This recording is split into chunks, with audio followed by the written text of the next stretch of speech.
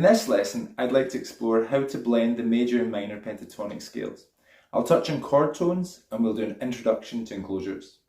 The solo you just heard demonstrates all of these concepts in action. It's a standard blues progression using the 1, 4 and 5 chords, and each chord is a dominant 7th. Use it as a reference for how you can apply these ideas in your own playing. I'll be breaking it down and referring to it throughout the lesson. Sound good? Let's get started.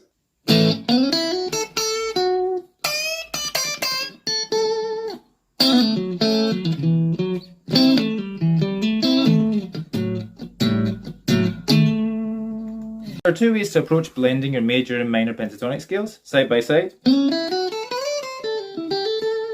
and overlapped.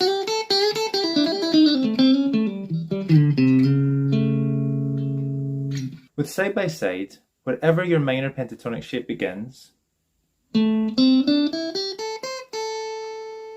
if you go down one minor third, that's the distance between your fourth finger and your first finger, you find the exact same shape gives you a major.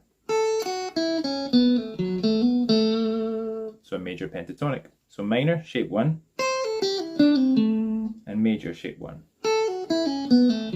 Obviously it works exactly the same the opposite way around. If you have major, shape 1 here, if you go a minor third above, distance between your first finger and your fourth, and start the exact same shape, you have minor, or minor pentatonic.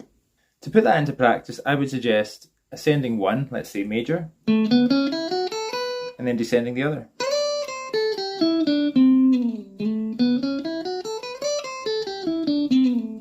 Before adding some licks.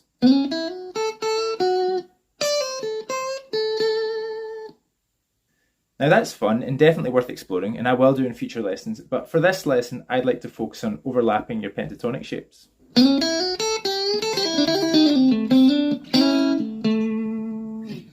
In the first 4 laps of the intro solo, I overlapped both major and minor pentatonics, beginning with major, into minor, this is shape 5, with a wee blues note in there,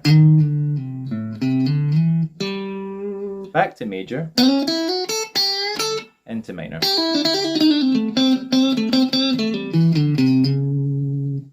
Now, in each of those phrases, I tried my best to end on a chord tone. I won't be able to fit in a great deal of time on chord tones. If you're not that comfortable with where your chord tones are for your dominant 7th chords, I have an earlier lesson where I spent more time on that subject. I'll put a wee link up on the screen now. If you want to head back there, feel free. If not, let's carry on. Now let's put some structured practice together for getting comfortable with these scales being overlapped. I would suggest to start with limiting yourself to a couple of strings. Let's say we do the top 3 strings, strings 1, 2 and 3. And let's add in this fourth string just for the root note there, the A. Let's ascend the major scale, major pentatonic. And then let's descend the minor pentatonic. And let's do that round and round.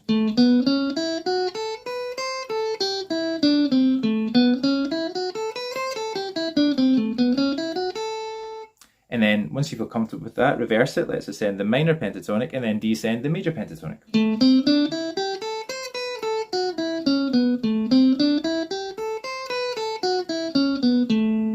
Once you're comfortable ascending the major pentatonic and descending the minor pentatonic, and then ascending the minor pentatonic and descending the major pentatonic, start adding simple phrases. Let's say we do a wee major phrase, trying to end on a chord tone, and then a minor phrase, then a major phrase, and a minor phrase. From there you can begin weaving the two together. You can try just playing the notes from both scales at once.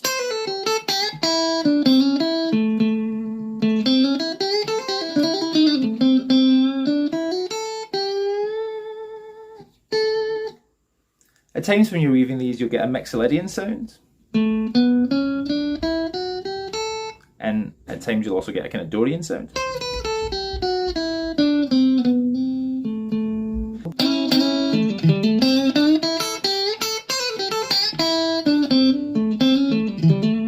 just touching on those Mixolydian and Dorian notes. I'm not going to spend a great deal of time here on the Mixolydian or the modes, any of the modes.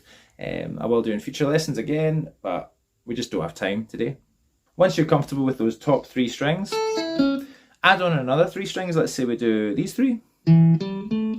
That would be your 3rd string, your 4th string, and your 5th string. And let's say we continue to use this weaving idea for the top 3 strings. Let's say we take the minor pentatonic over the next 3 strings. It's a nice easy shape in there. And now when we're playing, we're doing a wee kind of weaving idea, and then a minor pentatonic idea in the next set of 3 strings.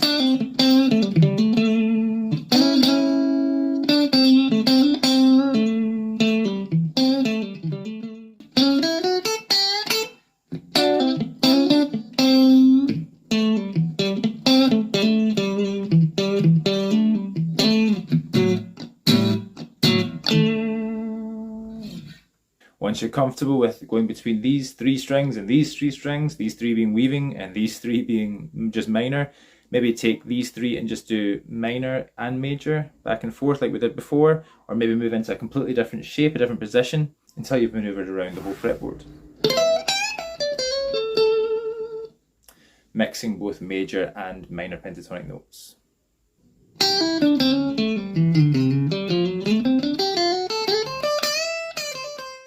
In simple terms, enclosures are a way to lead into a target note, usually a chord tone, by playing the notes around it first. This is often done chromatically or diatonically. Chromatically is just where you take a note directly either side and play them before your target note. And diatonically is if you take the notes from the scale. So let's say the major scale. And then for the next note, your target would maybe be, let's say, the 5th. You would take the diatonic note above, diatonic note below, and the 5th. And chromatically, you would just be taking the notes either side. Here's the 1st, and there's the 5th. In this lesson, I'll focus on one particular enclosure that's surrounding the 3rd chromatically. I'll do this on the 1 chord, the 4 chord, and the 5 chord. And that's what I'd done in the demonstration solo that you heard at the start. Only enclosures I played in the whole thing were over the 1 chord, 4 chord, and 5 chord, and only over their 3rd. So in A, in D, and in E.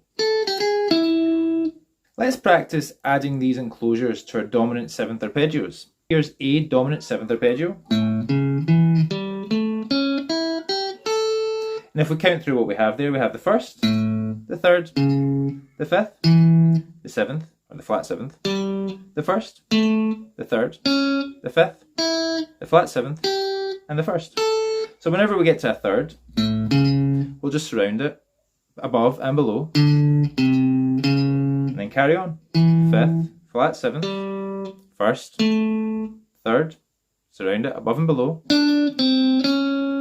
5th, 7th, or flat 7th, and then 1st.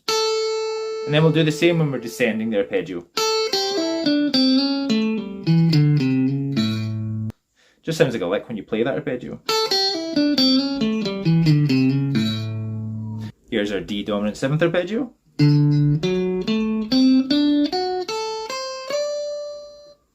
First, 3rd, 5th, flat 7th, 1st, 3rd, 5th, flat 7th, 1st.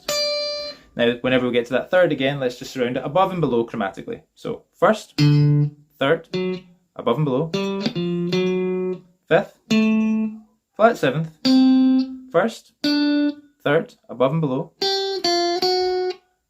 5th, flat 7th, 1st. And then the same thing descending. Now that exact same shape will exist 2 frets up to give us the 5 chord, the E7.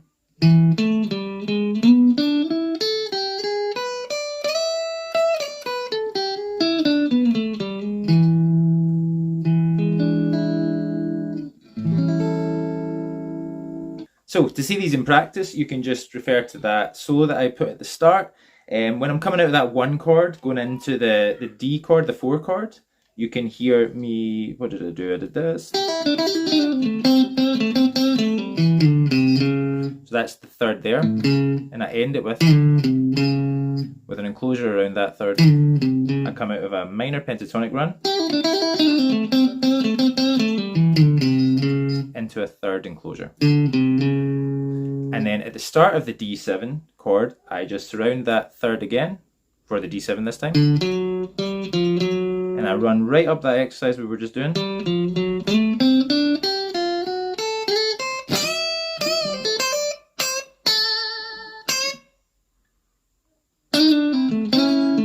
That wee part there, over the A7. That's just what we were talking about earlier. That's a minor pentatonic or minor blues scale lick, and then a major pentatonic lick. From there, I jump back into my enclosures. I'm on the 5 chord. I come in sliding onto the 3rd, onto the 5th, a wee bend, back to the 5th, and then I'm enclosing this 3rd again, onto the 1st. Over the 4 chord again, I'm enclosing that 3rd, onto the 1st, flat 7th,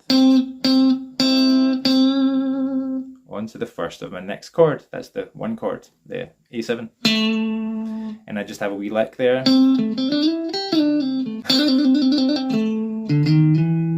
take me into the turnaround. Hopefully you found this helpful. If so, a follow, a like, a share, it's all greatly appreciated. If you have any questions or if there's anything in particular you'd like me to cover in future lessons, feel free to drop me a comment below. Cheers.